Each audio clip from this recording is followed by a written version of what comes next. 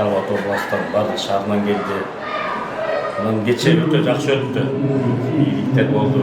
Биз үчүн дагы, башкалар үчүн дагы өтө жакшы болуп атат. Калыстар да жакшы карап берип атат. Анан ушу биздин максатыбыз ушу агайыбыздын 75 жашын өзүн чакырып, ушу белгилеп коюу деген максат бар эле. Ошол максатка жеттик. Мелдеш боюнча айтып кетсек, азыр бардыгы жакшы даярданып келиптир. Күчтүүлөрү көп экен. Анан Кудай кааласа дагы 5 күндүк мелдеш бул. Да 3 күн бар.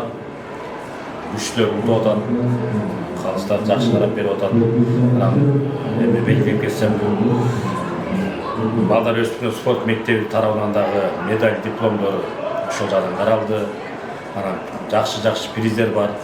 Приздер ушу Таш көмүрдүн тургундары, жеке ишкерлер, өзүбүздүн аке-үкө дегендей ошолар колдоп, ушу приздерге өтө чоң салым кошту. Аларга да терең ыраазычылык билдиребиз. Ушу Кудай кааласа ийгиликтүү, жакшы өткөн болайлы деп баардыгыбыз ниетибиз ошодо. Келген конокторго да чоң ыраазычылык билдиребиз. Жалал-Абад спорту жакшы карап атыр, акчаларды жакшы берип атыр. Каяка бар?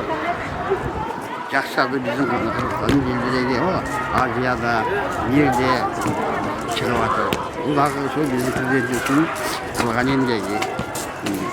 Эми ушунча неткен, ошондой неткен поддержка берип атат, ошону воспользоваться этип калышыбыз керек.